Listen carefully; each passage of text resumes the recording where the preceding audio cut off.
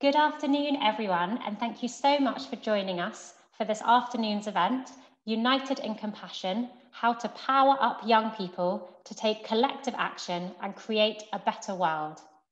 My name is Camilla Turner. I'm the Education Editor at the Daily Telegraph, and I'll be chairing the panel. We'll be hearing today from a range of experts about their thoughts on this exciting new piece of research by Persil's Dirt Is Good project, which reveals the compassion of young people and why it is that they are sometimes scared to act on this. So often we talk about children without actually involving them in the conversation. That is why it's so great we have Jacinta here with us today, and we'll be breaking out from the panel discussion to hear her perspective on the issues raised in this research. This has been a hugely tumultuous year for everyone in society, but in particular for young people who have suffered a huge amount as a result of the pandemic. Whether you speak to scientists, social mobility experts, or education professionals, they would all say the same thing about school closures, that the consequences are dire. We are now in our second period of prolonged school closures, and we cannot begin to underestimate the long-term damage this is doing to children's learning as well as their mental health. Children's experience of home learning has been mixed. Some schools have laid out a full Zoom timetable for their pupils, while others have been slightly slower and found it more difficult to have the resources to do this.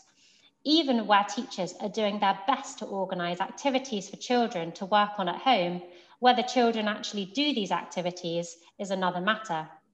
And it is not just children from deprived households who are falling behind. As the Chief Inspector of Schools pointed out, children who lack motivation will also be the biggest losers of lockdown, regardless of their family's income.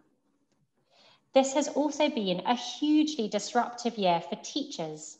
As well as keeping the show on the road as best they can for their pupils, they've had to respond to an ever-changing situation and have really been on the front line of this crisis throughout. I would now like to hand over to Tati Lindenberg, who will tell us a bit more about the research we'll be discussing today. Hello, thank you, Camilla. So guys, let me start by welcoming you all for being part of this online panel event, United in Compassion, How to Power Up Young People to Take Collective Action and Unleash Their Potential to Create a Better World. As Camilla said, my name is Tati Lindenberg. I am the proud mom of an 8-year-old boy, and I'm the Vice President of Marketing for Dirt Is Good. Dirt Is Good is the Unilever's largest home care business, and some of you might be familiar with the brands, which includes like Persil in the UK, Omo in Turkey, Brazil and China, and Surf Excel in India. But before introducing the panel, I just would like to appreciate the fact, as Camilla said, that we are living in one of the largest crises in children's social care and mental health, aggravated by the pandemic and a rising social division and inequality. This week is actually Kids Mental Health Week in the UK, and it's a timely reminder that the damage to children's mental health caused by COVID could last for years. However, at the back of this health crisis and social crisis, there is an environmental one, and that leads to our panel. So, for the ones who are not familiar, Dirt Is Good, the brand that I work for and look after, has a long history of unleashing children's potential through dirt.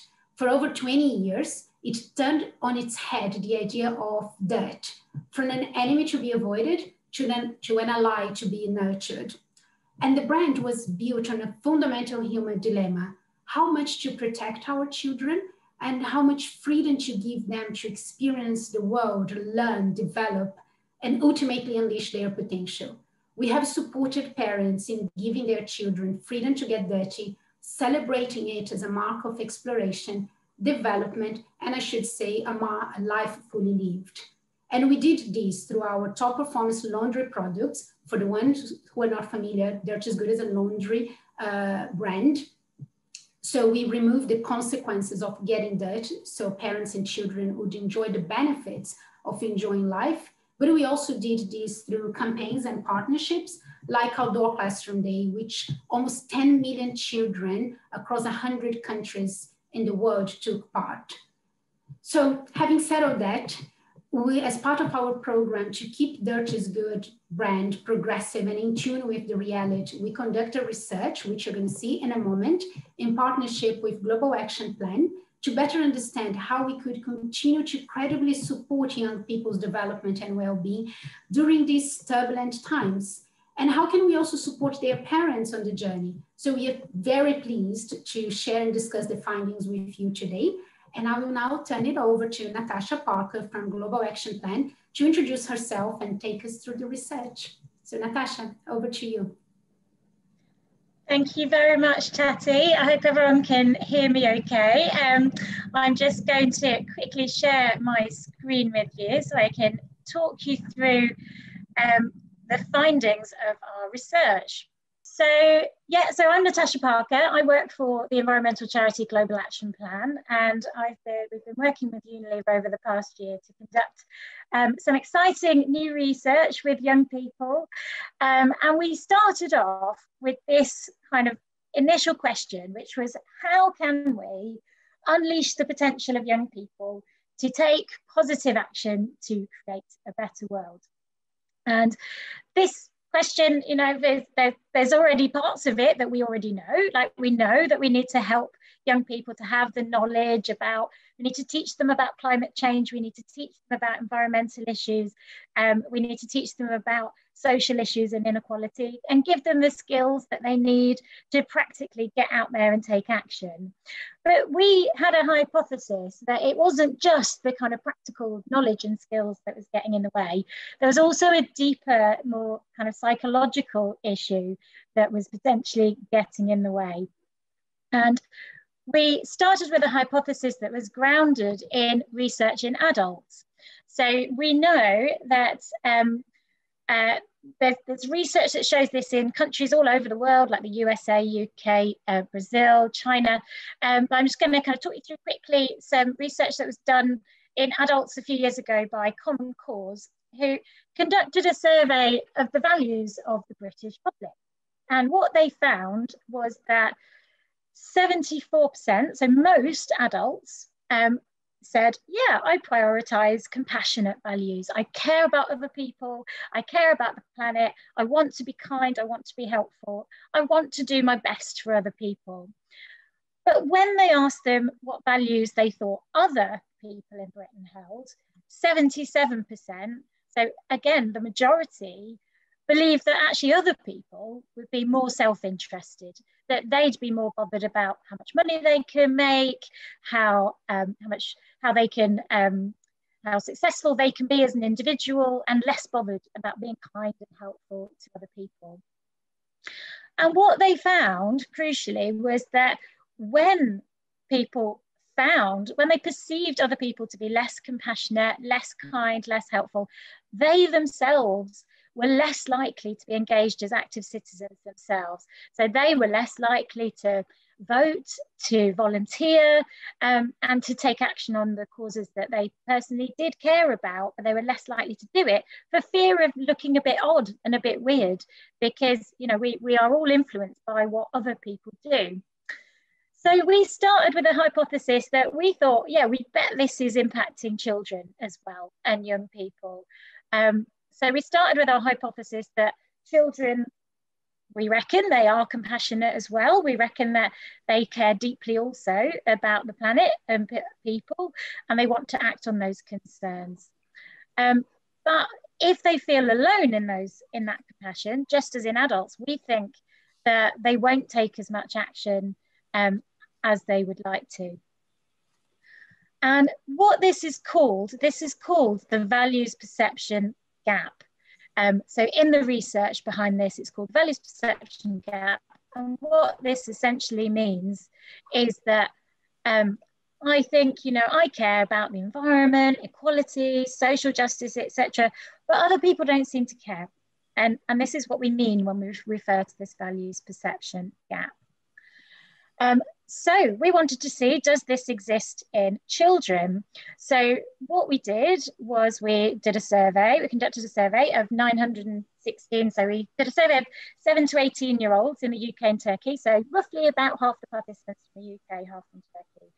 And we asked them about their own values, what was important to them, what did they really care about, how they perceived the values of other young people, what do they think other young people cared about, as well as asking them about what do they think other adults cared about and other societal groups like politicians and world leaders.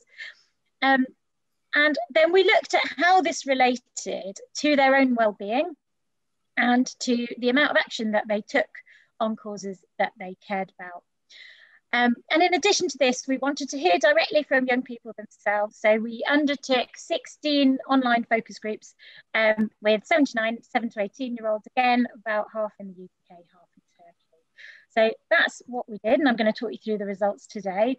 And I just want to share with you briefly a bit of the kind of academic kind of method theory behind what we're doing. So when we're talking about compassionate values, we haven't made up what we think these are. This is grounded in the research by Professor Shalom Schwartz, who has done decades of research across over 70 countries looking at, and he's found that there's these kind of 10 universal human values that we all have. We have all the values, but when we're looking at values, we're looking at which ones we prioritize. And specifically in this research, we're looking at these passionate values of benevolence up in this top right hand corner, which is essentially about kindness to people we know, to our friends, to our family, looking out for their needs, and universalism, which is about looking out for the needs of people we don't know, so people the other side of the world, or and for nature and animals, and for all of kind of all people and all nature. And then on the other side are those kind of self-interest values of power, wanting to have that kind of social recognition, wealth, things like that, and achievement. So focusing on our own individual success. So this is what we grounded our research in, and we asked the children in a kind of children-friendly version, asking them about these 10 values and which ones they found the most important.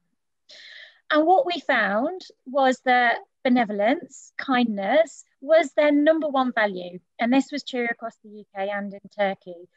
And we also found that when we looked at, whether they also prioritised these compassionate values over their self-interest values, we found that the majority did. So 86% in the UK and 82% in Turkey did prioritise these compassionate values over, their own self-interest.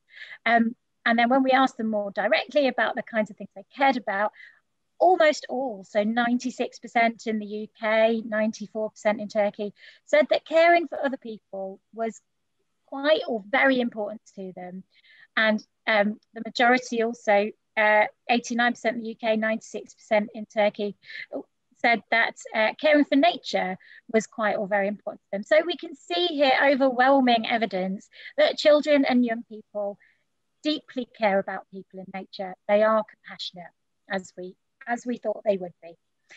And importantly, this is really central to helping them take action on social and environmental issues, because the more that young people prioritise those compassionate values, the more they reported caring about people and nature, the more that they took action to help other people in nature, and the higher that they had what we call self-efficacy. So the belief that they could help people and nature, and feeling that they had the skills and knowledge to do so. So compassionate values are really at the core of social and environmental action and supporting young people to take that kind of action. But sadly, our hypothesis was right, that just as in adults, when we asked children what they thought other young people would value, they didn't think they'd be as compassionate as they were. So we can see that in when we asked them, around 75% of 7 to 10-year-olds, so the younger kids, about 75% of them did think that, yeah, other young people will be compassionate. So those younger age groups did still kind of think that other young people would be compassionate. But as they got older, less and less of them believed this to be true. to the point where 52%, only 52% in the UK and only 14% in Turkey of young people believe that other young people would share those compassionate values. So we can see this values perception gap starts to open up. And if you want to read our white paper with the full results, you will also see that when we look at statistical significance, we can see that from around age 11, this statistically significant gap opens up between their own compassionate values and what they think other young people will, whether they think other young people will also prioritise those compassionate values. So we can see there is this values perception gap in young people. And I just want to share quickly with you a short video as well that is showing the young people in their own voices from our focus groups, talking about what this actually means to them. What does this mean in real life? So I'm just going to, I just need to share my sound. Sorry about this. And then I'm just going to share this quick video with you. And apologies if the sound isn't perfect, but we can, we've put subtitles on. I only know one person in my whole school, my friend, who actually likes global warming and stuff like that. I think not a lot of people care about bees and animals, like them being endangered and they might become extinct. Most of the people would say that it's a waste of time and why you're doing this. People just don't care. I feel like it's just the fear of being, I don't know, judged, or just fear of being alone. Your friends might not really want to hang out with you. They're not going to invite you to go on a trip to McDonald's if you're on about how you don't like plastic. If you feel judged by other people, especially your age, you're just going to want to stay quiet. You're not going to want to put yourself in a situation where people are looking at you and being like, what is she on about? Like, you just feel very judged, sort of peer pressure, and quite put down.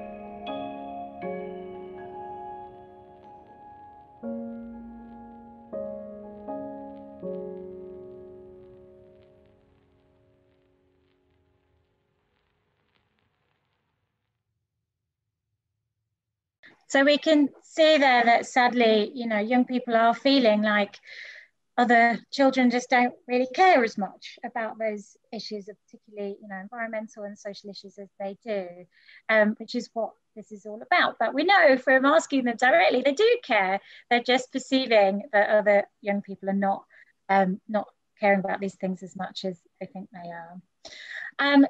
Why this is also super important is that when young people don't perceive, so the less that they perceive other children, adults and wider societal groups to be compassionate, to care about and look after people in nature, when they don't perceive them to be compassionate, the less they perceive that, the less that they themselves report caring about people and nature, and the less that they take took action to care for people and nature themselves. So there's this really, you know, strong link between seeing that other people care and, again, taking that action themselves.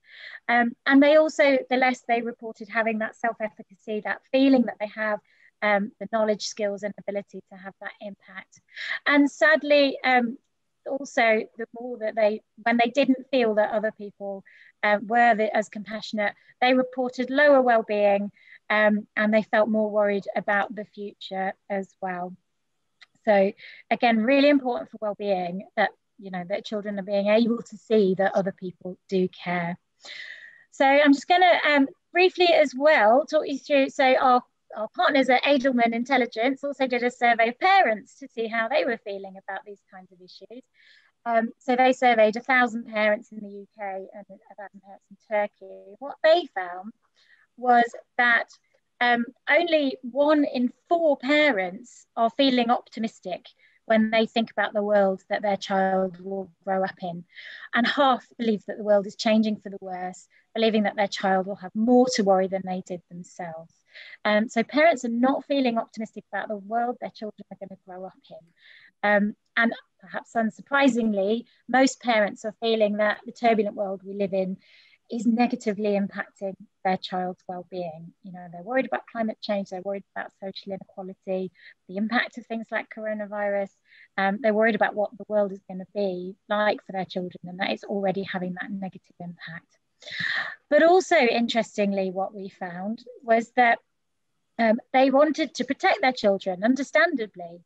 So 55% of parents wanted to protect their child from the issues affecting the world today. 69% of parents said they don't want to put pressure on their child for them to be kind of taking action on these kinds of issues.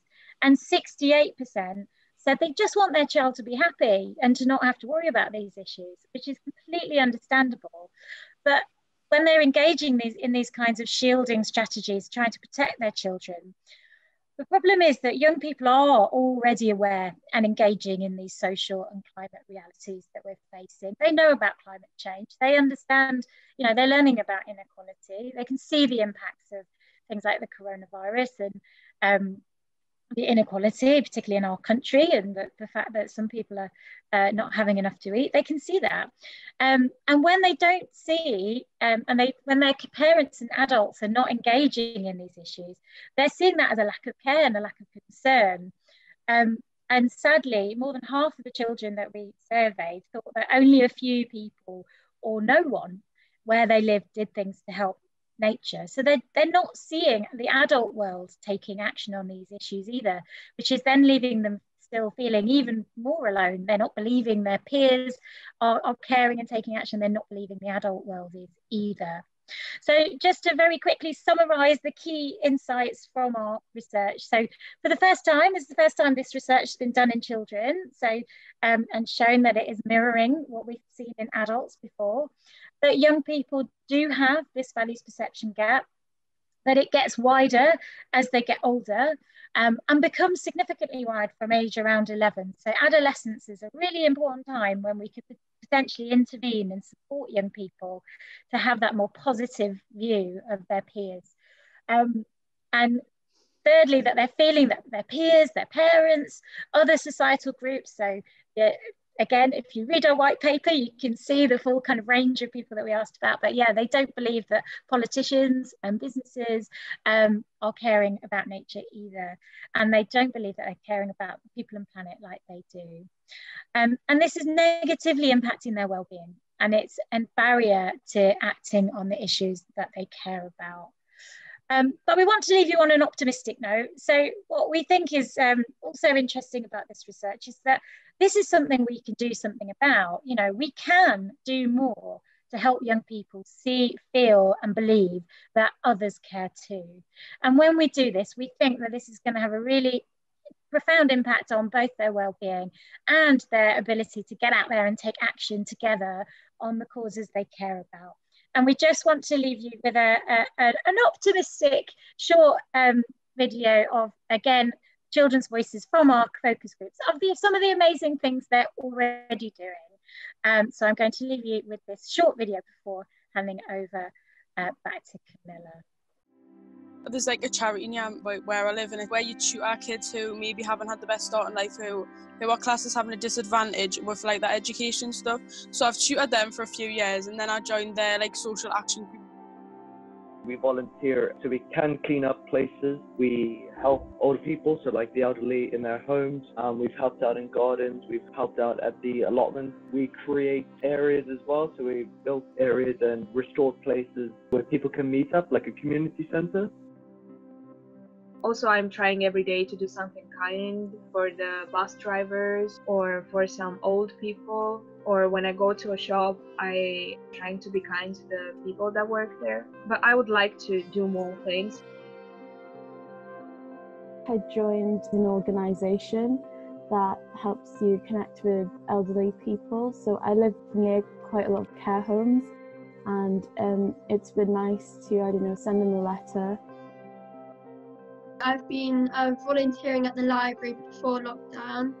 I've been doing litter picking in my local area. I can look after the gardens and stuff, and I've coached football. I've done a lot, so I would recommend, if anybody hasn't, to do anything like that, anything you enjoy, because it makes you like, you know, a much like more aware and empathetic person.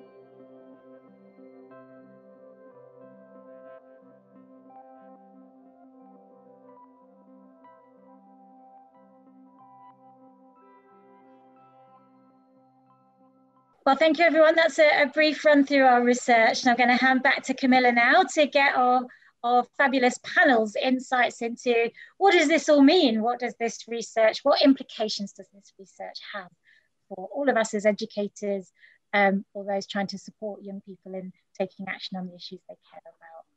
I'll just stop sharing. Fantastic. Thank you so much, Natasha, for presenting the research to us. I'm now going to introduce our esteemed panelists who will be discussing some of the implications and getting their analysis and hot take on this research. So joining us today, we've got Dr. Emma Seppala, who is a lecturer at the Yale School of Management and faculty director of the Yale School of Management's Women's Leadership Programme. She's an international keynote speaker and author of The Happiness Track.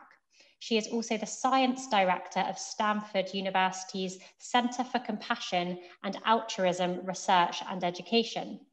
Dr. Seppala's expertise is positive leadership, emotional intelligence, positive psychology, and social connection. Her research has been published in top academic journals and featured in major news outlets such as the New York Times, Washington Post, NPR, and CBS News. We also have Richard Gerver, who is an award-winning speaker and best-selling author. Richard began his career as a headmaster of the failing Grange Primary School. Within 2 years, he had transformed the school into one of the most acclaimed learning environments in the world, and he's been celebrated by UNESCO and the British government for its incredible turnaround.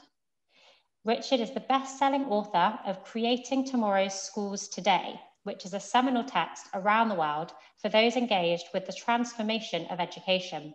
His other books explore human potential, leadership, and success. Richard regularly advises governments and major corporations globally.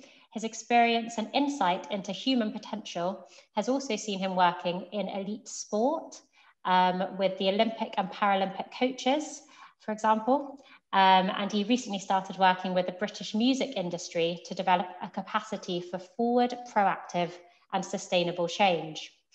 Next up, we've got Dr. Kara Augustenberg, who is an environmental scientist and media pundit, recently awarded Ireland's Woman of Influence title at the Irish Women's Awards in 2020. Kara is currently an Environmental Policy Fellow at University College Dublin and presenter of the Down to Earth show on News Talk FM. In 2016, the Sunday Independent named Kara as one of the 20 most influential people to lead the low carbon transition in Ireland and Green News. Next, we have Alison Creel, who is an experienced head teacher with a demonstrated history of high attainment working within the education management industry. She has a passion for staff and pupil well-being, the celebration of the teaching profession, inclusion and diversity, and she enjoys supporting school leaders and schools facing demanding challenges. Alison turned around a failing school in a deprived area of London, which was in the bottom 1%, but went to the top 0.1% in 3 years, and she went on to sustain the success of the school for a further 6 years, with the school consistently listed within the top 100 schools nationwide. We also have Dr. Morgan Phillips, who is Project Design Specialist for Education at Global Action Plan and UK co-director of the Glacier Trust. He is also an Associate Director at Green Schools Project and trustee of the National Association for Environmental Education. Previously, Morgan worked as Education Manager at Keep Britain Tidy, where he led the Eco Schools programme in England. He has also lectured on the politics of climate change at Brunel University, run environmental education sessions for EcoActive, and delivered intercultural understanding events for young adults in Jamaica, Kenya, Bangladesh, Slovakia, Russia, and England. Dr. Morgan Phillips holds a PhD in environmental education from the University of Gloucestershire, and he studied environmental science, policy, and planning at the University of Bath.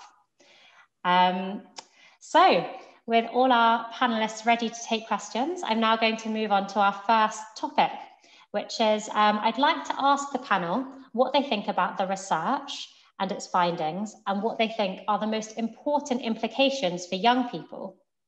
So first of all, Emma, I'd like to ask you, what broader implications do you see for young people's well-being from them having this values perception gap? So thank you so much. It's such a pleasure to be here. First, this values perception gap, it's so interesting that you found it in adults as well as children, because we know that there is such a thing as the norm of self-interest. We believe other people are just focused on themselves, and that if you do something yourself that is altruistic, that people will judge you as somehow being in it for yourself. So we know from a psychological perspective, this has been well validated, and it's problematic in that from having looked at the research on well-being for the last decade, I can tell you that the #1 predictor of well-being, not just short-term, but long-term over the course of a lifetime, is altruism, compassion, somehow being engaged in activities that further humankind in some manner, or that are broader than your own self. And this is true both for psychological health, it predicts physical health, and it predicts longevity. So, and we know that this is also true across ages. So children are also gain so much more happiness from doing things for others than receiving things for themselves. This is true in children as young as 2 years old. They gain more happiness from giving treats to another child than from receiving those themselves. This is also true in adults. We know this from brain imaging. So why is this the case? So psychologically, we know also that it creates social connection, and our greatest need after food and shelter in terms of our physical and mental health and longevity is social connection, positive social connection. And when you are engaged in altruistic acts, whether it's with nature or with people, you are creating that sense of connection, which we know is so predictive of well-being. Another factor is that this is also true across countries. So this research has been conducted internationally and shown again and again, whether the country is rich or poor, interestingly, still those immense benefits from compassion. And we also see this at the physical health level. So in terms of inflammation, so people who engage in more service and compassion have lower levels of inflammation, which we know is the root cause of major modern diseases like cancer, diabetes. Immunity is boosted as well. Such a key point right now in particular. And finally, also longevity. So, and this, I think, it has a lot to do with stress resilience. So we live in a time that's extremely stressful, especially this year. We all could need a little more stress resilience. And research shows that usually when you go through an extremely stressful life event, say war or some other kind of very traumatic experience, you're going to live a shorter life. And yet the research shows that there was a study done with a group of people who were expected to die earlier because of these stressful life events. And yet there was a subgroup that just kept living a really long life. And the scientists were thinking, what is it about these people? When they looked, those were people who were engaged in some way in altruistic activity in their lives. So we know from really so much research, psychological research, physiological research, longevity research, that engaging in altruistic, compassionate act is incredibly predictive of our well-being. And so it's no surprise that there's this values perception gap. And yet, if we can educate students to understand the impact, not just on their community, but on themselves of engaging in compassion in their lives, this could be a tremendous asset, not just for the world, but also for them, for their resilience, for their well-being and their strength, their whole lives, throughout their whole lives. Fantastic. Thank you so much, Emma. And next, moving to Richard. In your latest book, Education, A Manifesto for Change, you talk about assumed excellence versus assumed incompetence and how that influences relationships. Richard, how does the value perception gap feed into this and affect the way we behave towards other people? Well, thanks, Camilla, and hello, everybody. It's an honour to be on this panel and to be talking about this incredible research and programme, really. Well, the point about the comment I made about the assumption of incompetence versus the assumption of excellence is so much of our lives is predicated by what I call this assumption of incompetence. So we see it as adults, actually, in our workplace often. You know, traditional organizations are managed under an assumption of incompetence, that people will only do their best if they're managed to do so. And to an extent, that's also the experience and case within our schools, both for our teachers, who are often assumed to be incompetent by policymakers, and similarly our children. You know, there seems to be this belief that somehow children have to be managed to behave, to learn, to care. And the truth is that in those environments, you create false ceilings. Kids will perform to an expected level in the same way that adults do in a workplace. And so what we have to understand is that in the most dynamic learning environments in the world, in schools like Alison's, in the many incredible, brilliant, vibrant learning environments around the world, such as, and similarly within the world's most dynamic companies, they operate under an assumption of excellence, where actually the assumption is people are ready, they know, and you facilitate and create an environment for those people to fly, rather than make them prove their worth first before you allow them to go. And to an extent, that has, I think, a profound impact on our children. And it's interesting when you look at the research, you know, that so many children under the age of 11, about 75%, I think the report said, felt efficacious, felt that they, you know, they really cared about stuff, but also that other children cared about stuff too, and that they felt, I think, hopeful that they could be activists. But as they get older, they start to believe less and less in their own ability to make a difference. And I think to an extent that's because we assume children somehow need to earn the right to be smart, to be clever, to be activists. They've somehow got to go through the ladder of a system of learning before they're allowed to live real life. And actually, they're ready to live real life from the time they're very, very small.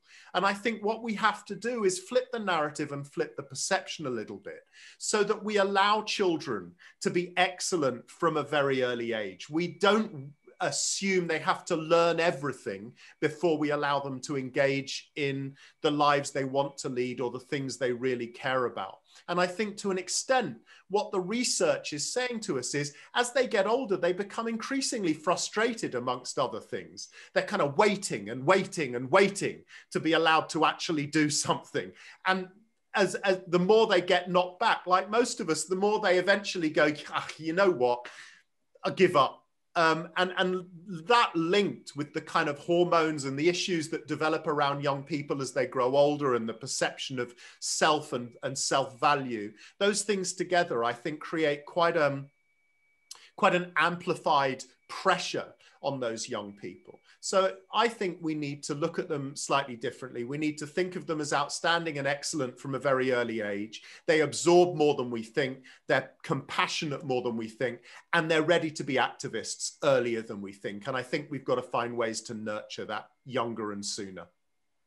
Fantastic. Thank you so much, Richard. A very uplifting message there.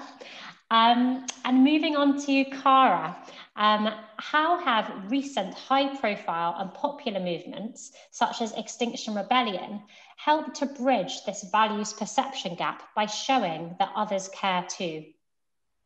Thanks, Camilla. I think if you wanted evidence of young people being ready to be activists, as Richard was saying, that the youth climate strike movement is an incredible example of how young people really are ready to be activists and have really changed government policy, particularly where I live in Ireland. I mean, we now have the Green Party as part of our government, and I don't think that would have been possible without the youth-led movement.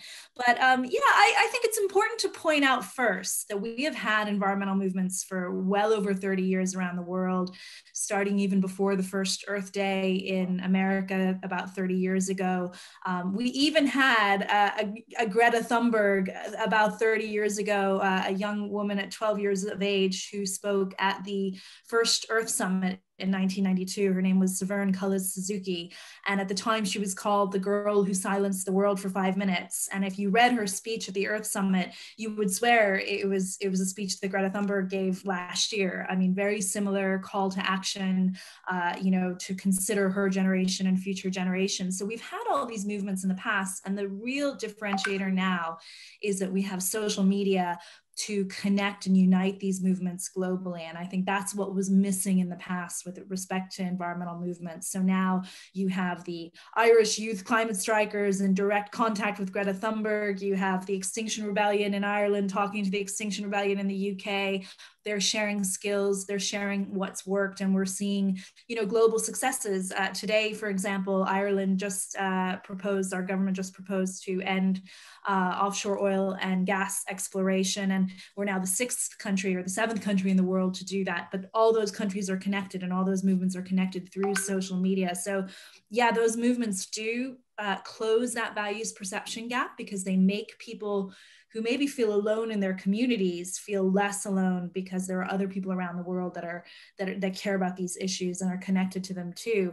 But I also think it's important to point out, we complain all the time about the evils of social media, and there certainly are a lot of evils out there, but I think it's also being used for great good too in this way. And that, you know, we should kind of applaud it in a way of connecting people and making people feel less alone in the issues that they're compassionate about. And I guess how we bring that back into the schools and teaching young people, I think, is by bringing those global stories. So I used to go into schools, and at the time I used to bring this example of William Kawamba, who was a Malawian boy. He was 14 in 1992 when he had to leave school. And so he went to the library and he just learned all about how to make a wind turbine out of bicycle parts and everything. And in his village in Malawi, he brought power to the village and created a water pump system in his village just by what he learned in the library. And this was a story I used to always tell, you know, kids about that age. Here's a 14-year-old who taught himself and went out, and now he's a hero, and he ended up getting a scholarship for an Ivy League university in the US, and he's now 33 now and quite successful. So I think there's tons of stories like that all around the world, and we can find them now through social media, you know, and making kids feel, young people feel less alone in their concerns by bringing those examples of heroism within their age group is a really good way to close that values perception gap. Fantastic, thank you so much. And moving on to Alison, from your experience as an educator, why do you think children perceive others to be less compassionate than they actually are? I'm going to start off by saying it'd be really good for us to go forward 20 years and look at 2041, because that's the time that the children who are 7 to 14 at the moment in our schools will be our leaders and our decision makers.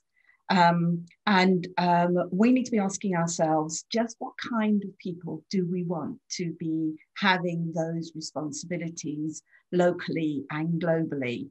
How do we want to develop their intellectual, their emotional, and their spiritual thinking? What I truly believe is that children are born compassionate. It's already installed in them. Well, it's not instilled in them, it's there naturally.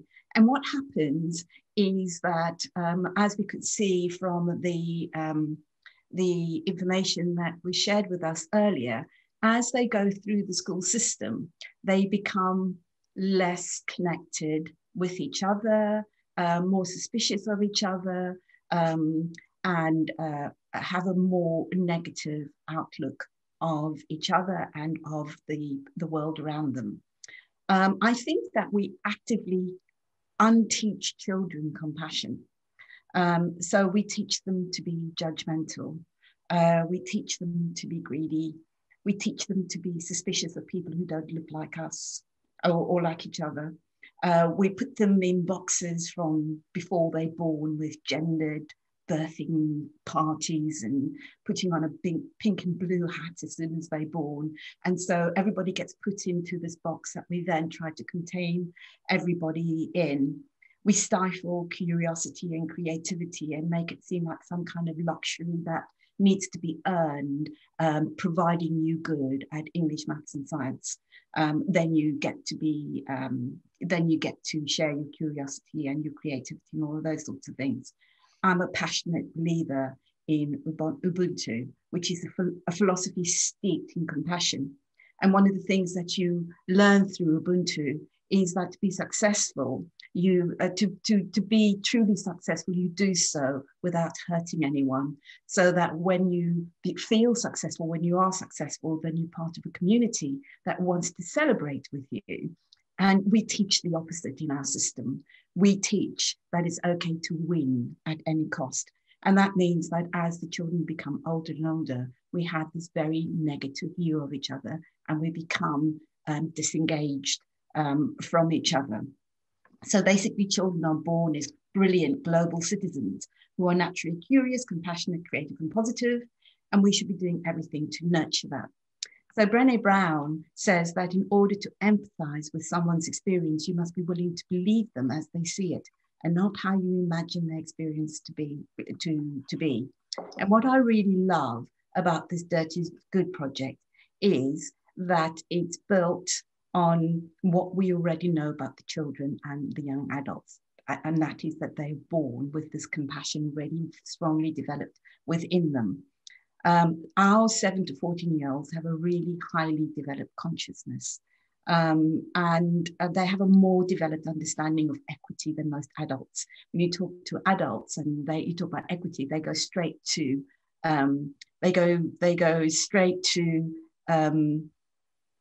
equality without really understanding what equity is. Children have no problems with it. Children are naturally inclusive. They're naturally accepting of difference and good at listening, and they're highly moral. And we also know that. The government knows that, because whenever there's any kind of public information thing, it's actually targeted at the children, because we know that the children will be the moral conscience in their families and in their community, and they're really good at collective accountability.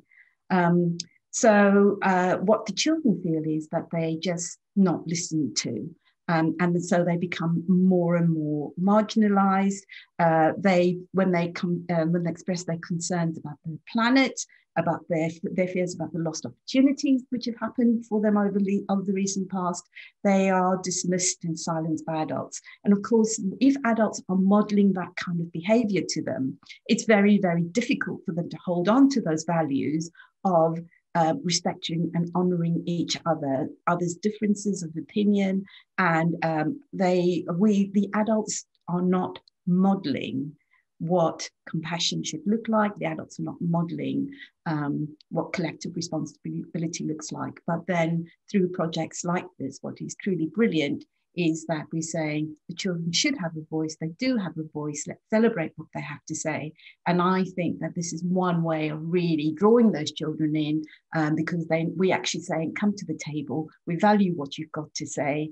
And that can only help children to recognize that they're not alone. So if they make their decision to not want to go to McDonald's because of all the plastic or because of the environmental impact on the way in which they make their food, they will realize that there's a whole community out there, because suddenly they're at a table discussing these things. And I think that the gap will probably be more real than we recognize. Fantastic. Thank you so much, Alison. That's really interesting. And just a quick follow-up question, I suppose. So you're saying that in their natural state, children are very compassionate, and it's really the kind of the system, the society that's sort of suppressing their compassion.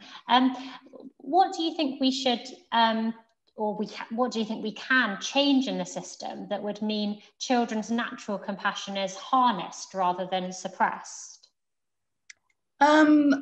Well, this is the really difficult thing, because I think that we need to start valuing the unmeasured curriculum, and I think it's what employers want more than anything else. I can remember going to quite an amazing meeting with companies that employ people that have staff of more than 100,000, so major companies in the world. There are a lot of clever kids in schools. We know that. There are loads of, there's no big deal anymore about getting the 3 A stars. So we know that there are lots and lots of clever kids. Do they make the best employees? Not necessarily. And so I think that the bigger companies are looking for students who bring, they're not really interested in the 3 A stars in exams. They are much more interested in the unmeasured bit of the curriculum. And we need to think about that more carefully so that we promote it as an asset. And I personally also know that in my own school, when we started to celebrate what the children were really, really good at and gave them the opportunity to be successful in that without wanting to move away from any of the core subjects, but valuing everybody for what they were good at, it really raised self-esteem. And of course, the more you raise self-esteem, the more successful the children became. So we became a high achieving school because we focused on self-esteem and on the unmeasured curriculum. And of course, by default, we were a much more compassionate community because everybody felt good about themselves. So I think that we should be promoting compassion in the way in which we structure what we celebrate in our schools, and not just put such a huge emphasis on the core subjects and saying those are the clever people in our society. Fantastic, thank you so much. And finally, for this section of the discussion, Tati, I'd like to ask you, what implications does this research have on brands or companies that are used by young people and their families?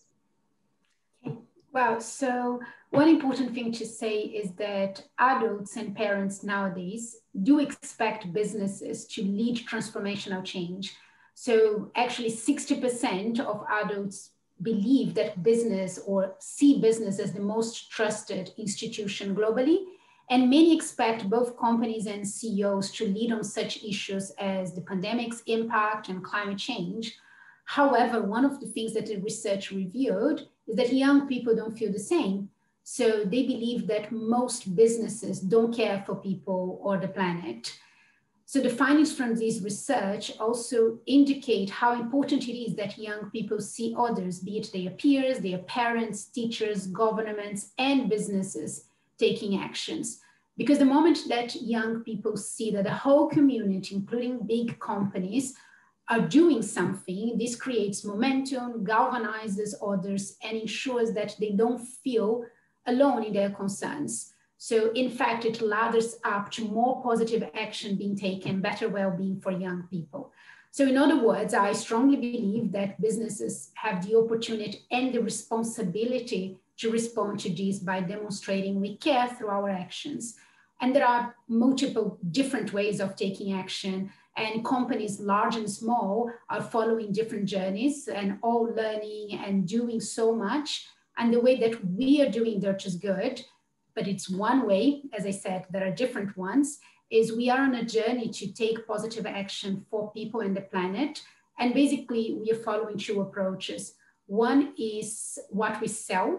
So we are just as good as the products that we sell. So that's the reason why all of our laundry products now, we aim at democratizing sustainability and green choices.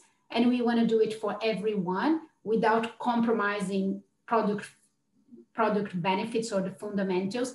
I was thinking about the McDonald's example, and that's a good one in which we want to ensure that parents feel that, or adults, that they can keep buying our products, they will have the same performance, and it's more sustainable, because no one wants to self-sacrifice for sustainability. And that's why we decided to do things as having formulations with plant-based ingredients, 100% plastic, recycled plastic, or made with like recycled plastic and so on. And the second important thing is what we promote. So, and we do promote compassionate values and action. And we're going to show at the end some of the programs and initiatives that we are developing alongside Global Action Plan, which are not only designed to inspire youth action, but also contribute to a larger societal movement. So that's pretty much what I believe other companies should do and follow. Fantastic, thank you so much. And that brings us to an end of that section of our event today. And we're now going to move on to speaking to a young person about their views on the research. We're going to be speaking to Jacinta, and we're going to hear from her about her views and perspectives on the issues that she and her friends care about. So Jacinta, thank you so much for joining us today. It's a pleasure to have you here. My first question is, the research shows that most young people care deeply about social and environmental issues, but many young people feel as though they're alone in this and they don't think that other young people also care. Did this finding surprise you at all? Definitely. I think it really surprised me how much coverage there is in the media, and you see it with Greta Thunberg, you see it on the TV with David Attenborough, you even see it on Netflix with Zac Efron in his documentary. But with school geography, I think that global warming is something that you constantly learn about, constantly in the media, and I feel like the fact that we're so detached from being involved in and actually taking action towards this movement it really surprised me in that way.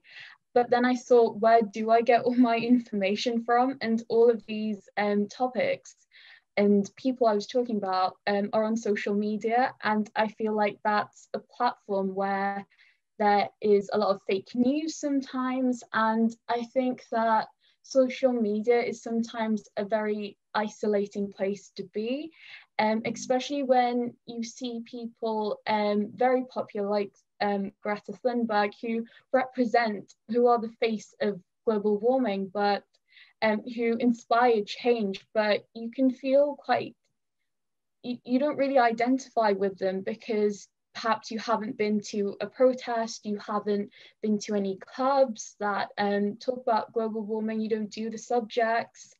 And I thought that especially during the current moment in the pandemic, we feel very isolated, and not having that communication, when you go to these clubs and protests, the enthusiasm, the passion of having people who feel the same way as you do towards these topics, it can be quite demotivating at these times. So I feel like it's really important that we educate ourselves and involve others and find others who are just as passionate as us, someone who's close to us, rather than figures that are just on the media. It should be close and personal to us because we are close and passionate, and it's close and intimate to us to care about these sorts of things. And sometimes you can feel quite vulnerable that no one else does as well. That's very interesting. So this idea that it's all very well seeing people you don't know on social media going out on protests or Greta Thunberg, but sometimes it can be quite hard to actually relate to those people. Whereas if it's your friends and people you know, then you feel much more involved and it's all much more relatable. Definitely. And the next thing I'd like to ask you is whether there are any particular causes or campaigns that you care about at the moment, and what helps or gets in the way of you taking more action to support them. I think I'm definitely interested in the climate movement because it's something that I'm very engaged and passionate about, because it's something that I've always learnt to prioritize when I'm even washing my clothes and looking at the detergent, or I'm looking into fast fashion and looking at all these brands who are being quite unethical and both environmental and social level. So it's a lot about educating yourself as a young person, and then teaching perhaps my siblings or even my parents who don't know about these different factors that environment spreads to. It's not just this very constricted industry, it really does span across so many different on so many different levels. And something I'm quite passionate about at the moment is the farmers' protests in India, where they're fighting to keep ownership of their seeds. And I think I really identify with that movement because I come from a family of farmers, and it's not just about protecting the environment, protecting the people that nurture the environment. And even though you don't haven't walked in their shoes, you don't know their struggles, I think it's a part of life and a part of being human that you have that empathy to take action, to share information, and to care about these topics that are in a foreign area that doesn't directly affect you, but I think it's our responsibility to elevate those people's voices when they need to be heard and when they come to light. So especially during last summer, during the Black Lives Matter protest, I think, you know, those voices have been kept in the dark, have been quietened for so long that it takes precedence sometimes over movements like the climate change movement that has perhaps gone online and has been quite difficult to engage in. I think there's always something that we can do, especially with people, like relationships that we build with other people. I think that we should give people dignity. We should learn to love more. We should learn to empathize more. And I think on a basis, education is definitely the first one, because I'm constantly at school. And one of the biggest barriers is, who do I look to get to form my own opinions? It's my teachers, or to learn from, to be inspired by, who motivate me. And last year, I think my geography teacher told me, sometimes there's not much we can do to help in the climate change movement. She told me it's bigger than us now. It's unavoidable. So it really took a toll on me, because this is someone I do look up to. It's someone that I've invested so much time listening to, and all of a sudden here she is, like, demotivating a movement I care so much about. And I think that's a great barrier to come over, people perhaps who have a certain mindset, but it doesn't mean that you need to have the same mindset. You have your own opinion, you have your own voice, and you should make sure that you are being heard, and that you do find the platforms that do give you that choice and that space. Thank you.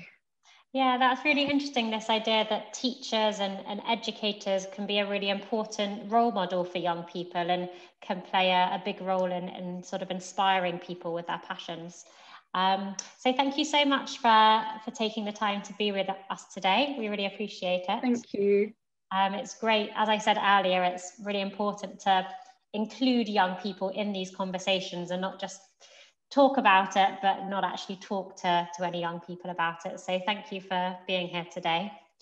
I'd like to now move on to the next section of the event, where we're going to be going back to the panel members and discussing how the research could be applied practically, and talking about some ideas as to how the values perception gap could be addressed. So first, I'd like to ask Morgan, how has the Persil Dirt Is Good project and Global Action Plan used these findings to develop a programme for schools, and a programme that really has developing the potential of young people at its core? Thanks, Camilla. Hi, everyone.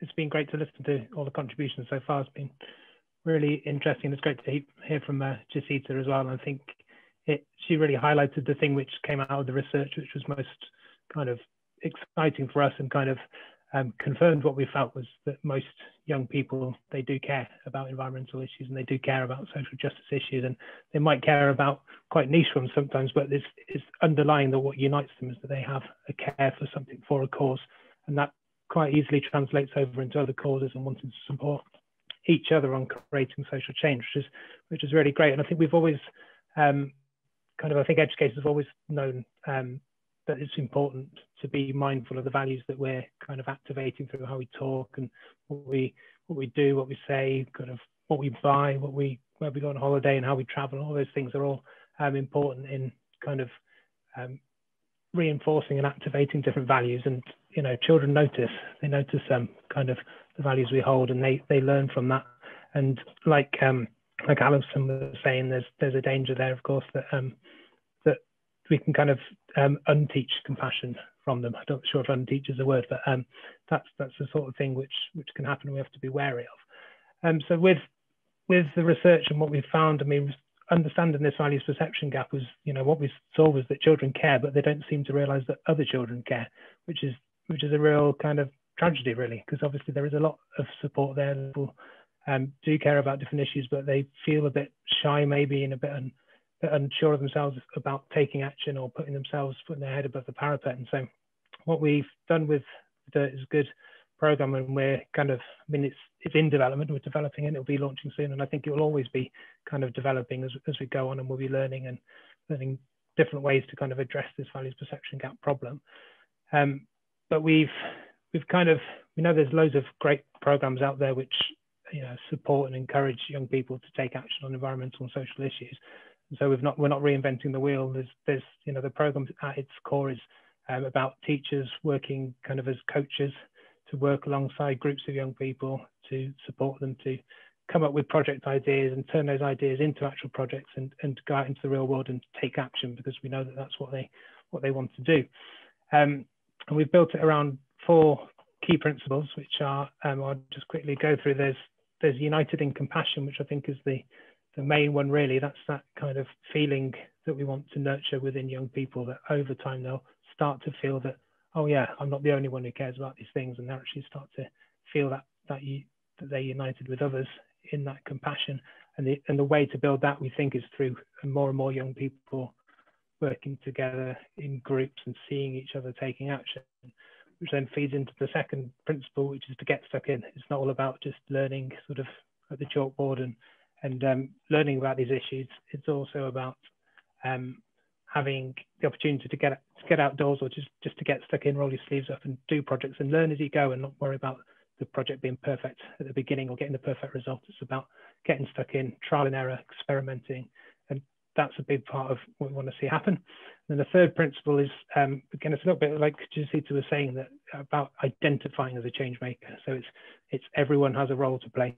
So we want young people to feel that over time, that they feel everyone has a role to play, including me. And so we want coaches and teachers to sort of give young people the opportunity to take different roles. They don't all have to be on the stage and doing the speech or be the kind of hero on the poster.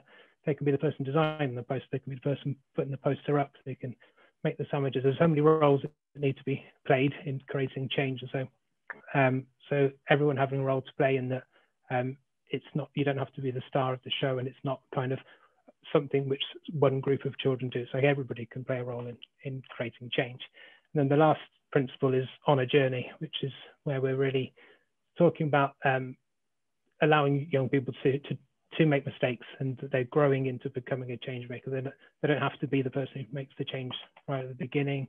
They'll get better at it as time goes on. So they're on a journey, and their feelings of being united in compassion, their feeling of having a role to play, will grow over time. So those are the kind of 4 principles, and the program itself will sit on an online platform. It will be global. It's starting in the UK and being run by Future Foundations here. It sits alongside a really great digital platform that Nat Geo Kids are creating, which is another way for young people to engage with these issues and to think about their values. And yeah, we'll be rolling it out this year.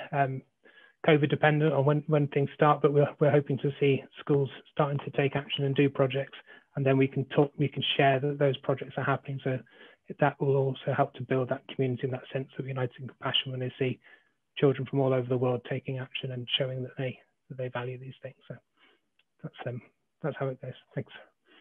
Fantastic. Thank you so much, Morgan. And my next question is for Alison. What might be some of the challenges that schools face when trying to nurture compassionate values in children and help them see that others care? And what could be some of the solutions?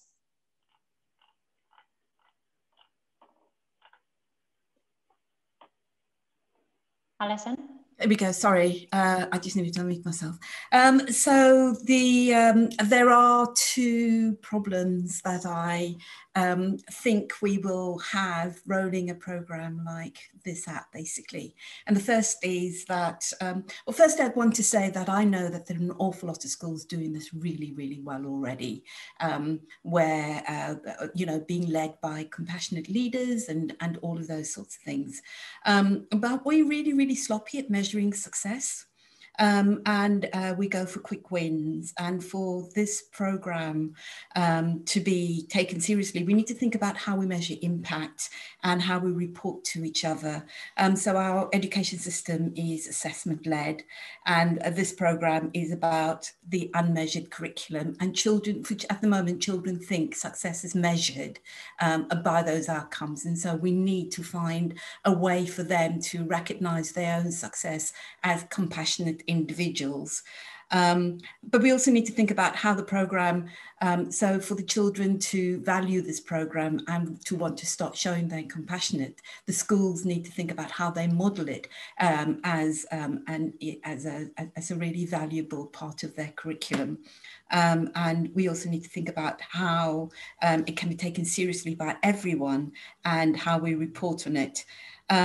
We need to be really, really careful that we don't get to a point where we start assessing compassion. You know, we don't want children to fail their compassion exam or something like that, because that would be the ultimate disaster.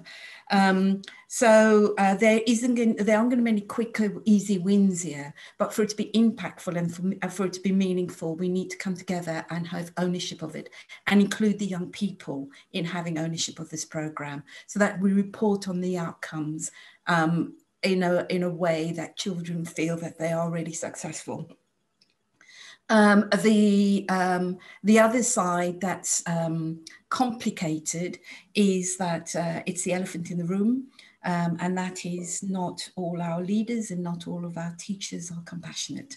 And so we need to think, and so there might be a reluctance to want to deliver this program. And so the way in which it's delivered will be that it's not delivered from a place of compassion.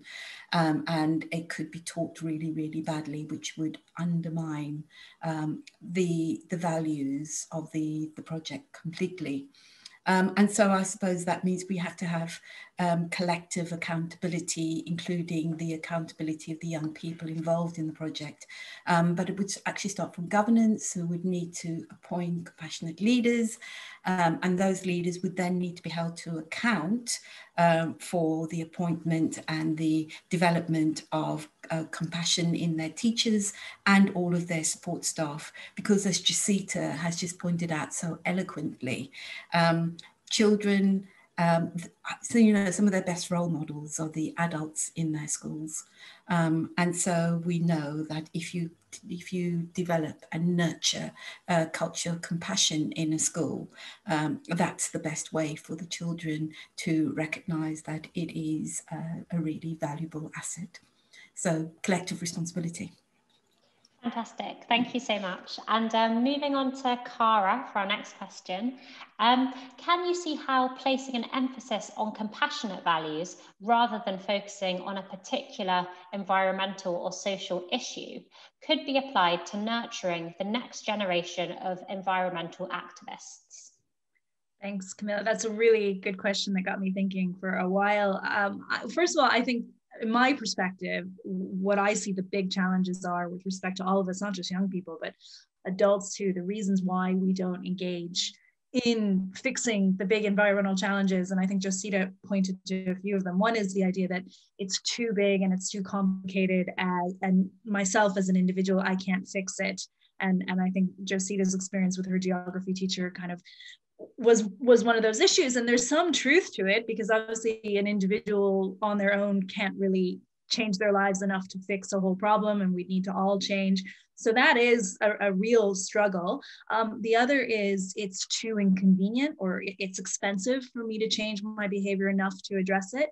And I think one of the things we didn't mention about the white paper is, while benevolence was up there as the #1 value that young people valued, hedonism was up there too. And that idea of instant gratification, it's endemic in all of us. And of course, you know, environmental changes, behavioral changes that we need to make often are counter to that instant gratification. We want our coffee in a takeaway cup because it's more convenient and we can take it with us.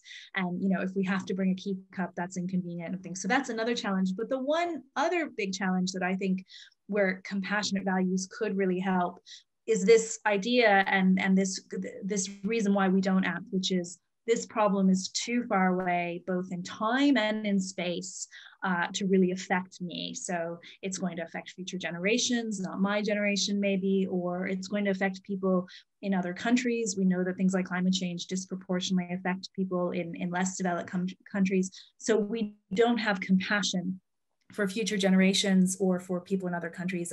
And also sometimes the numbers are so big, we're talking about hundreds of thousands of victims in places like Bangladesh, that we get compassion collapse, where we're so overwhelmed by the number that we lose all compassion, whereas we would have more compassion if there was a singular individual victim. So I do think, yes, on that particular issue, emphasizing compassionate values could really help. And while I was reading the white paper, an anecdotal experience that I had as a mother really came out to me. So my daughter is 10 now, and when she was 6, her teacher called us in because she's very environmentally conscious, because she has to suffer me as a mother, and another child had killed a bee.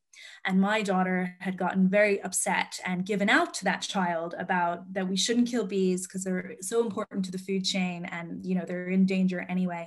And we were brought in to try and teach my daughter that she needed to keep her opinions to herself, you know, and I know that's an extreme view of a teacher. And the teacher said to me, look, killing one bee isn't going to destroy the food chain. And I replied, well, if we all killed one bee, it might. And she got very mad at me. So I know that's an extreme view, but it is an example of how, you know, children by nature are extremely compassionate. We're seeing that in the evidence, but we know it instinctively. It's why a lot of us prefer to hang around children than we do grown-ups. And I think over time, our education system kind of chips away at that. And by the time they get to university, when I get them, when I'm teaching them, they're all about the economy, and every argument has to be put in economic terms.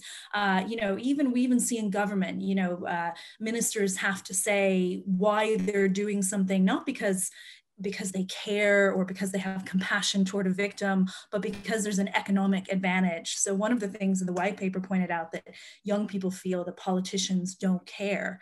And that's because our whole media system, our whole source of debate is about not caring. It's about economic growth and not showing our feelings and not showing compassion. So what I'd love to see is that when a child like my daughter shows compassion for another species, that a teacher recognizes, and I think we always see children who are very sensitive to other people or other species, that they use that child's compassion, you know, as a spark for all the other children and try and enhance the compassion in other children rather than trying to suppress the compassion in maybe a very sensitive child.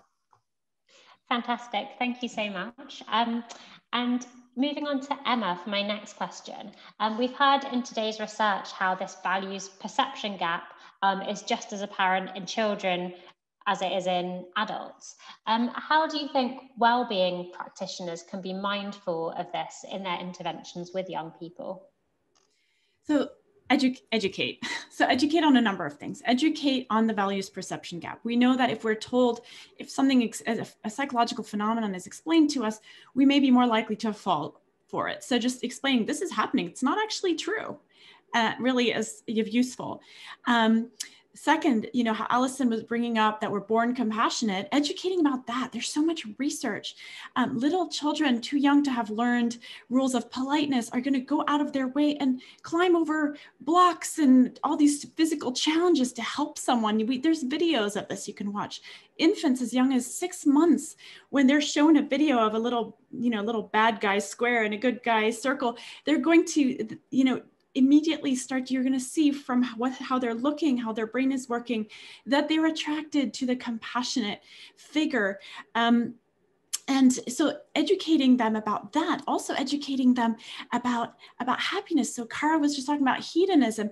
Every marketing agent in the world is out to make us more hedonistic, to get us to buy whatever it is because it's going to make us more happy. It's false, right? We know from the research that if you pursue a hedonistic pursuit, which of course there's nothing wrong with that, the piece of chocolate, a bigger paycheck, whatever, it's going to make you happy for a few moments. And then the happiness is going to go away. It's very fleeting, which is why it leaves us craving for more.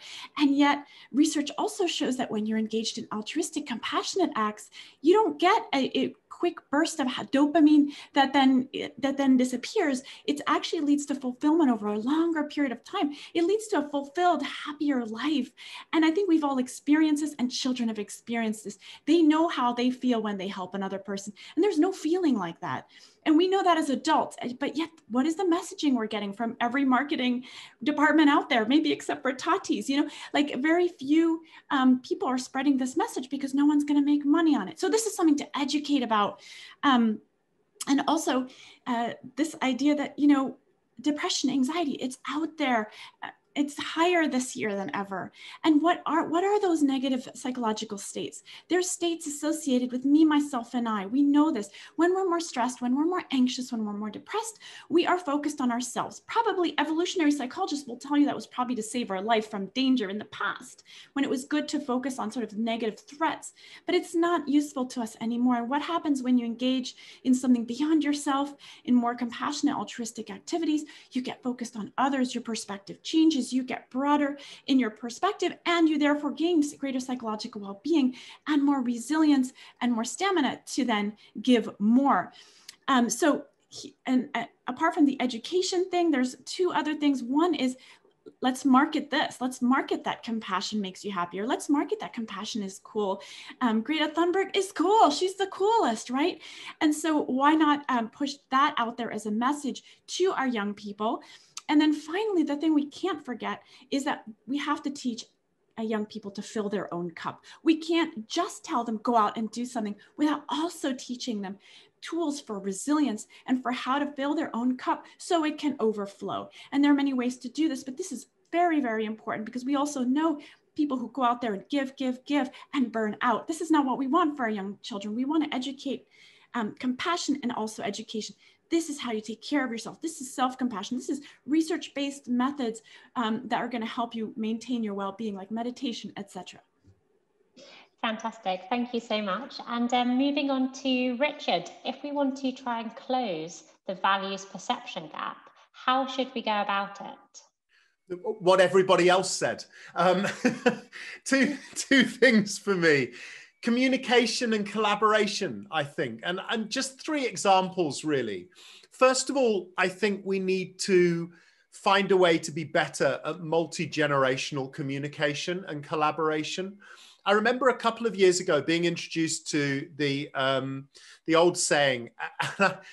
I can't believe I'd never heard it before, but it was really profound when I did. And forgive me if everyone else already knew it, but it's the phrase that every time an old person dies, a library burns down. And for me, it's an incredibly tragic phrase, but a really important one, because I don't think there's enough multi-generational interaction. And I think a lot of the values perception gap comes from that. You know, we saw it in the research. We're not talking enough multi-generationally. You know, I remember hearing years ago about an incredible program in Oklahoma where they brought retired people and children together. You'll know the story, right? There was a school next door to an old people's home, and they had a shared space between the two facilities. So what they did was co-funded turning that space into a usable library, a meeting place. And what happened next was really interesting, because they were supposed to use the space separately, you know, old people, children. Of course, what they started to do was meet in the shared space, and some of the retired folk would read with the young children in elementary school. And what happened was profound, because not only did the children's reading scores go up, but the use of pharmaceuticals and drugs that the old people were using diminished dramatically, and there was a real shared understanding. So we've got to create something multi-generational. I also think we've got to create something multi-institutional, because again, I think there's so many feelings of good and bad, right and wrong, you know, where there are so many of us who are raised to believe that the organizations are all evil and bad and cruel, and somehow, you know, that we're on a separate path. And that comes from ignorance and a lack of understanding and a lack of communication. Again, I heard recently a wonderful story about the Ministry of Water in the Netherlands. Now, the Ministry of Water in a lot of countries might not be particularly sexy ministry to be involved in, but for obvious reasons in the Netherlands, it's kind of really important. And what they do there is every year they bring a group of young people to the ministry, and they pitch to kids the problems they're juggling with. And what they find every year is, and this is during their summer vacation, the kids then pitch back to the Ministry of Water at the end of a summer working together ideas. And the reason they do it year on year is because every year the young people come up with solutions that people working at the ministry had never thought of, and you create real change and real cohesion. And the final one is very personal. And for me, it's about it does hint back so much to what Alison was saying. We have to start to value what really matters, and we have to make space for it. And one of the things I passionately believe is we need to find space in every school, in every curriculum, to teach general knowledge again. Well, not to teach it, but to share it, to get kids talking about current affairs, the things that worry them, the things they're hearing about in social media or the media that they hear from their friends and from their peers and their parents and people in society. You know, one of the things that we did when I was privileged enough to be a head teacher was every Friday afternoon, the last 45 minutes of the week in every class was timetabled for what we called Our World This Week. And it was an opportunity for kids in forums to come and talk about the stuff they'd heard about during the week, to make sense of it with each other, and for the teachers to kind of broker those conversations and help them put it into greater context, so that all the time there was a connection. And I think if we can do those three things, collaboration and communication, interconnect generations, interconnect people across wider ranges of community society, and make sure our kids are at the heart of that, then we can actually help to catalyze profound change in the way young people see themselves and their role in the world. Fantastic. Thank you so much, Richard. And now our final question for this section of the event is for Tati. How can businesses or brands like Persil take action to support children, parents and teachers to close the values perception gap?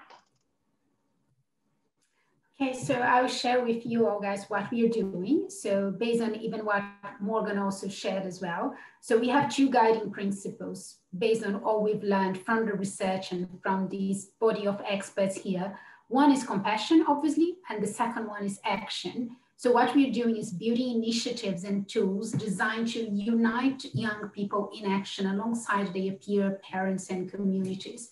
And we do believe an approach which combines knowledge, but also a more hands-on approach, not only sitting and listening, because the research shows the importance of taking action, especially when tackling big problems like climate change. So we are committed to do two things. One, at home. So we are just about to launch a Dirt Is Good Academy, which will be hosted by National Geographic Kids. And it's all about how can we enable families and young people in the UK at the beginning, and they would go through activities and modules designed to enable action on environmental and social issues directly related to the SDGs while promoting compassion. And as Morgan talked about, we have also invested in a schools program launching this year, hopefully soon, and it will help young people act collective on environmental and social issues by using a bespoke project-based learning. So this is obviously a long-term journey, and we are inviting young people, parents, teachers to build the right solutions with us by signing up to our programs and providing feedback. So be it at home with the Dirt Is Good Academy or later this year through our in-school program. So as we always say in Dirt Is Good and Persil, that real change happens when we roll up our sleeves and get dirty. So we are getting stuck in now learning, and we would like to invite everyone to come together. You can actually go to the Persil page, persil.com, and there we have the Dirt Is Good project page in which you can see more details about our resources. You can actually download them. You can look at the executive summary and actually the full research, and also get in contact with us to help us to build this together. Fantastic. Thank you so much for that. And that brings us to the close of that section of the event. For our final section, we're going to now open up to the audience for question and answers. We've got lots of questions have come in so far, but please do keep them coming.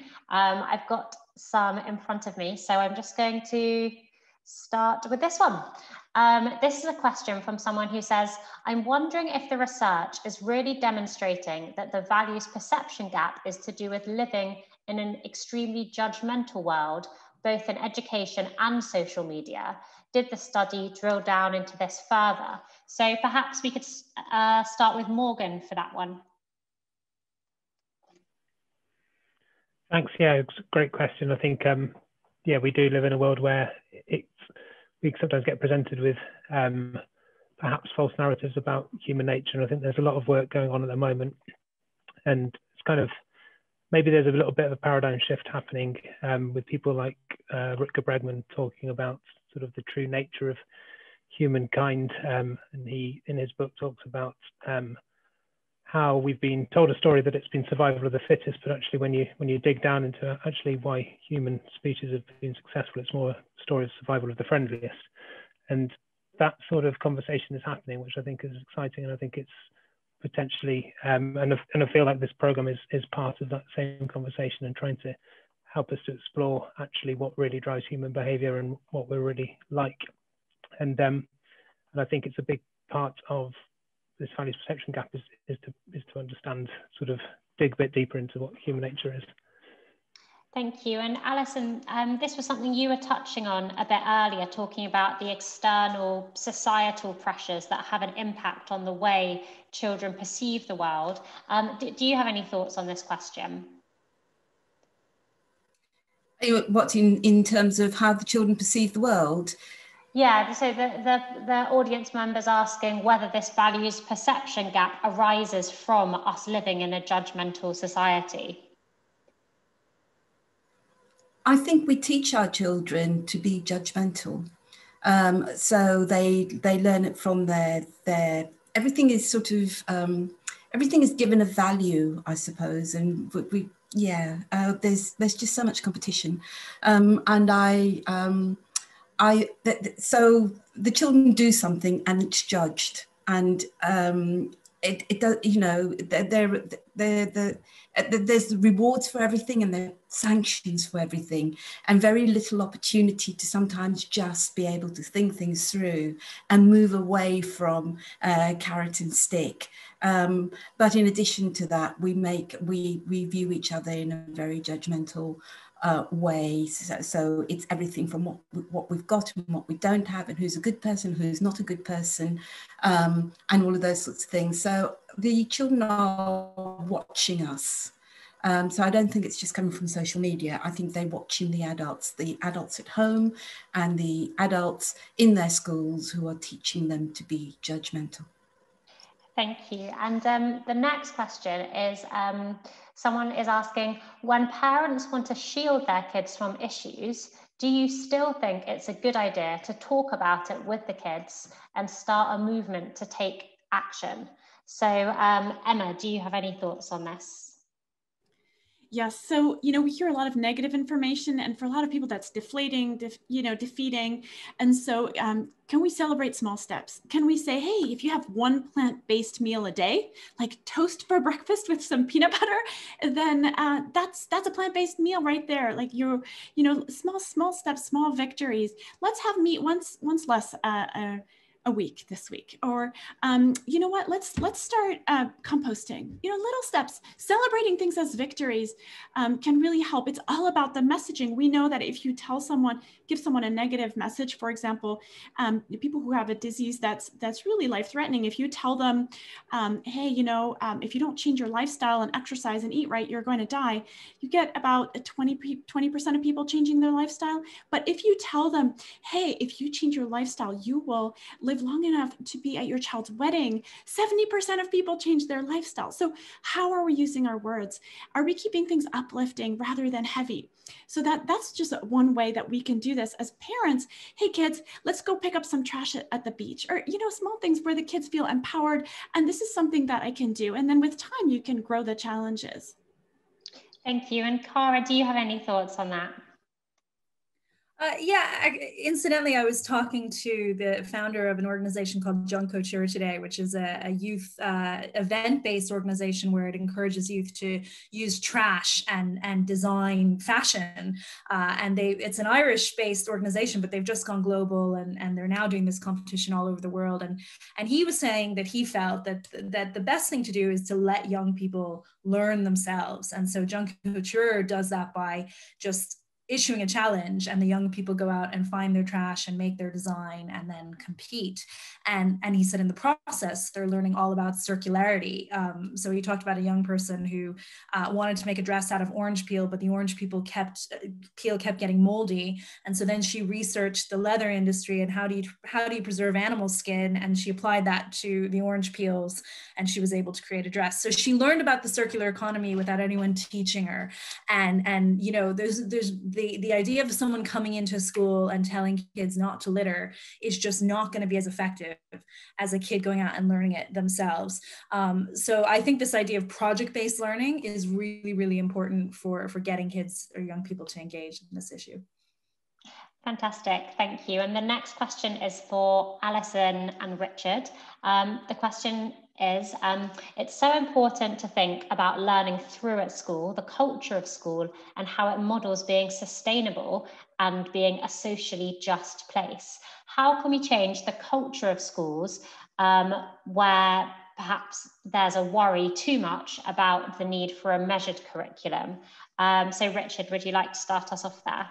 Yeah, I mean, I think this is, Alison used the expression earlier, it is an elephant in the room, and it's a real challenge because, first of all, there are extraordinary educators and extraordinary schools all over the world doing amazing things, but there are also schools where there are great educators feeling constrained by the culture and system they're within. And of course, that creates real frustration, often for professionals and people who are passionate about the way they educate young people. And also there is this perception gap about what the public think about education and schools. And that also puts a kind of pressure on. The first thing I'd say actually is schools and teachers have more freedom often than they believe they do. And I think it's really important that we help educators and people working with young people understand that they need to look for the gaps, not just at the obstacles, because all too often I hear so often, we'd love to, but, and actually there is plenty of freedom. The second thing to say is educators are far more trusted than often they believe they are. And, I'm sorry to say, I have to blame certain people in the media for some of that perception. Because when every year the Ipsos Mori veracity indexes are published, the trust indexes of the most trusted professions, year on year now, it's been going for well over a decade, year on year, the most trusted profession of people in the medical profession, And the people who are second year on year are educators and teachers. So we have more power than we believe because people really trust us. They really trust educators. And I think therefore it's really incumbent on leadership in education, in schools, in school communities, governing bodies, trust boards, to actually galvanize that confidence. And the final thing I'd say is, as a profession, we have to be better globally at projecting what we can do that's brilliant rather than moaning about what we do that we hate or the stuff around us we don't like, because people can only get behind positives. So we have to be more eloquent and more confident about projecting a forward vision. And projects like this can really, really help, I believe. Fantastic. And Alison, what are your thoughts on that? I think that social justice isn't something that you teach; it's something that you model. So if you are if your leadership is steeped in social justice, the children will see that. They'll see that everybody wins, and it's the best way to model it. If you've got a teacher who is constantly making great, who sort of goes above and beyond to make sure that every child is included, the children will see that, and they'll see that it's valued and it's appreciated. If you, at the moment, there are lots of schools who are going that extra mile to make sure that even the children who don't have access to laptops and tablets and all of those sorts of things still have access to teaching and to learning.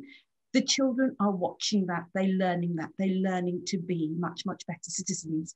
It was really interesting listening to Emma talking to children about having a slice of toast and peanut butter, because that immediately took me back to the time where we decided as a school to only offer vegetarian food, and involving the children in that decision, actually saying to them, as a consequence of this is the outcome, this is what you're contributing to. So yes, there's an impact on the planet, but it also saves us money, and this is how we're using the money. So of course we can have burgers if you want to, but how will that serve us? You'll be happy once a month having a burger for a few minutes, but the consequence of us not having a burger is that, one, we can afford an extra teacher, two, we don't have to worry so much about where the meat has come from and how it's been sourced and all of those sorts of things.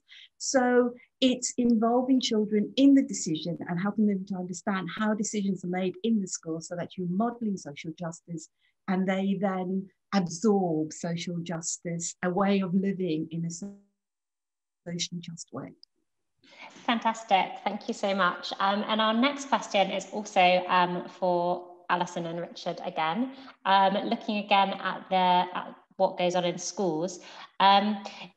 This audience member asks, it strikes me that this should be an integral part of the curriculum rather than an additional project. How can we use the opportunity provided by the upheaval of the last year to strip out the aspects of our education system that are not fit for purpose and replace them with activities and approaches that will nurture compassion and empower change makers in adults and children alike? So Richard, if we come first to you on that one. Sorry, I got in before you, Alison. I think they're really important. And again, you know, I'm mirroring so much of what Alison's said. And I think in a way, this is a really great exemplar. Here we are, two educators who know about each other but have never met.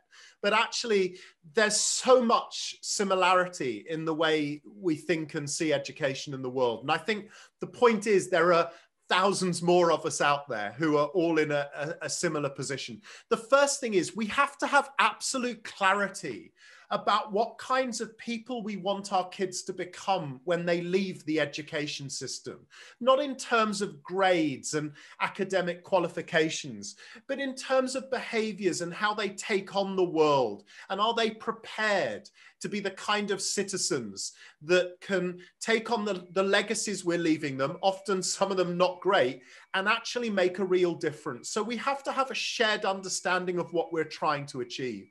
too much of the education system over the last 40 or 50 years, too much of the debate, too much of the evolution of curriculum, of testing, has always been centered around the same thing, which actually is a mistake, because we always keep coming back to, but how do we make what we already do work more efficiently? And we need to be more expansive. We need to have the courage of recalibrating what we do around that notion of what kind of citizens our children need to become. You know, too often we talk about innovation, a bit like, take a chef like Lorraine Pascal or Heston Blumenthal, right? And asking them to go and create something new and vibrant and to use their creativity and innovation and professional integrity. And just as they're about to go off to their kitchens and laboratories and create something magical, you go, just before you go though, we need you to know that whatever you go and create has to look and taste just like this chocolate cake, right? Well, that's the problem. So we have to have the courage and step back. We have to start to ask questions fundamentally about what is it we really value? What are we really trying to achieve? And then use programs like this as catalysts to transform that learning offer, and then find new ways to hold the system to account. Fantastic. And Alison, over to you for that one. So what I'd say is that if this is an opportunity to do things differently. We could wait for the pandemic to end and then we can go back to doing things in the old way. And we need to remember that the curriculum that we're offering now is very much based on 1940s Britain, and it doesn't serve us. And I also know that we are better than that. We all know we're better than that. We also know that there's a frustration amongst our children who want a better curriculum. Parents want our children to have a different learning experience, and employers definitely want our children to be coming out with a more developed social skills. And it's not saying that we don't want the core subjects to fall by the wayside. We have to keep teaching those. Of course, we have to keep teaching those, but we can do so much better than we can. So I think this is our opportunity to say, let's do things differently. Let's be courageous. Let's look at what really matters. Let's ask our children what they want to be taught, because you know what? They know what they need. And we also need to recognize that the days of having a job for life with a contract and a pension and all of that security has gone out the door, and we now need to develop our children into being much more independent. They're going to have to sell themselves, they're going to have to work, they're going to have to set up their own businesses, they're going to have to be able to cope with changing careers time after time after time. They're going to have to learn how to communicate with lots and lots of different people. Look at what the past year has done in terms of us talking on Zoom. Right now, we've got people from all over the world connecting, and we can't go back to living in an insular world where we speak one language. We need to work out how to get our young people to understand that they are global citizens. They can work anywhere with anyone, and they need to nurture the skills to enable them to understand how to connect, how to collaborate, and how to communicate. Great, thank you. And moving on to another question here, which is for Emma and Tati. This audience member asks, one thing that strikes me in this research is that perhaps it's the adults that need to get more attention. How can they be helped to regain confidence, dare to show compassion, and discover that many others hold compassionate views too? So Emma, first over to you. What do you think there? Well, this has been definitely one of my missions, and I think other researchers in this field, is that we need to get the science out there. We live in a world where, you know, the predominant religion is science, right? People believe science. So well, what does the science show? It shows that we are compassionate from birth, that we unlearn it with time, that we believe in this sort of norm of self-interest I mentioned earlier, that other people are self-interested, that if we act, we'll be judged as self-interested, etc. Economists have told us again that everyone is selfish. It's actually not true when you look at the data. If you have people play sort of a zero-sum game with others, and you give them only a few seconds to respond, they're going to share with the other person. If you give them a couple more minutes, and maybe they're going to take the selfish choice, but that automatic response is to share, and what is learned is the selfish sort of perspective. So really, it's about getting that science out there and showing that you're going to be happier if you are more engaged. You're going to be healthier. You're going to live longer. And I think the funny thing is that we did a study with hundreds of people where we asked, if you had 3 days to live, what would you do? We also asked, what brings you the greatest fulfillment? By far, everyone, the number one choice people chose for both of those questions was to be with loved ones and to help people. We know this already instinctively, but somehow we need the science to tell us, fine. So the point that I'm trying to do, and I hope that everyone here on the panel will do, is get the message out there that actually living a life that's not just for yourself, that's bigger than yourself, beyond yourself, and that contributes to this planet, which desperately needs it, and to our children who desperately need it, is living a more compassionate life. Thank you. And Tati, what about you? What do you think there?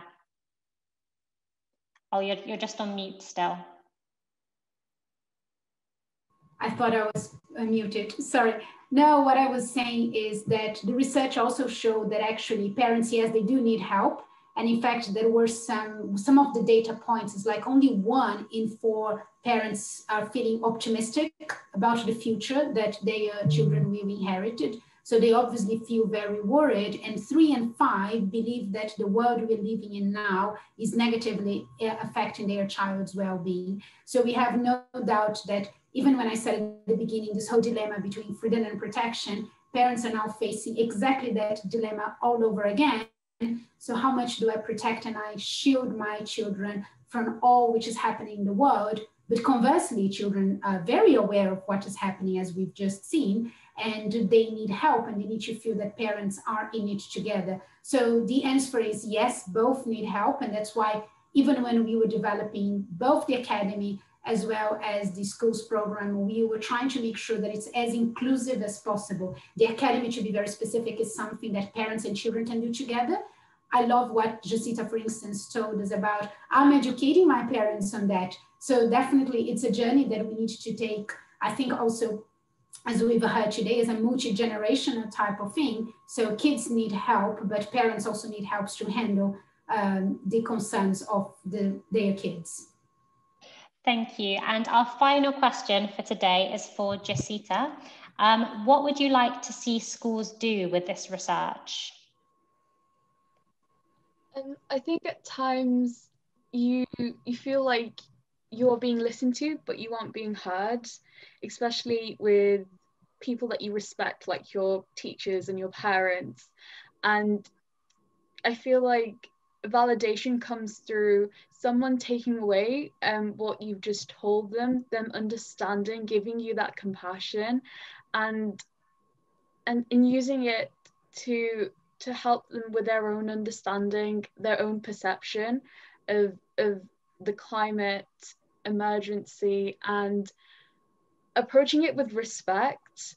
I think Cara touched on it, and how we associate or talk about different topics, and when you approach it optimistically, and especially if you are teaching it like my geography teacher, to really have passion, have hope, inspire and motivate. And I think what I'd like people to do is to make change that will inspire future generations rather than demotivate them, to include them, to collaborate with them, like Richard said, to really engage with them on something that all generations can be a part of, that can move humanity in further and advance further in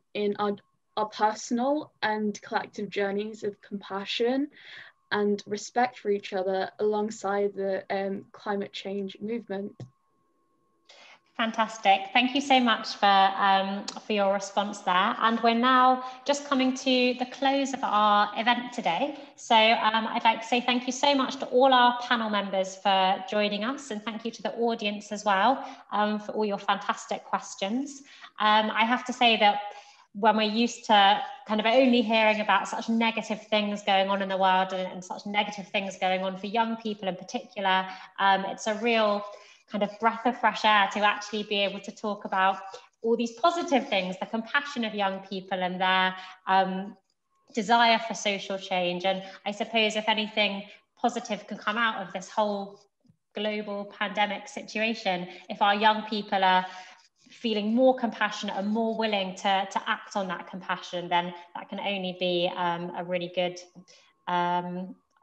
uptake.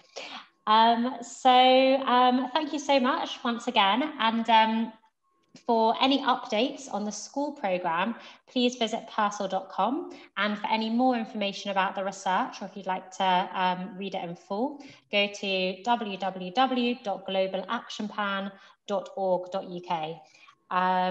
Thank you so much once again everyone for coming, and have a good evening. Thanks Camilla, thanks everybody.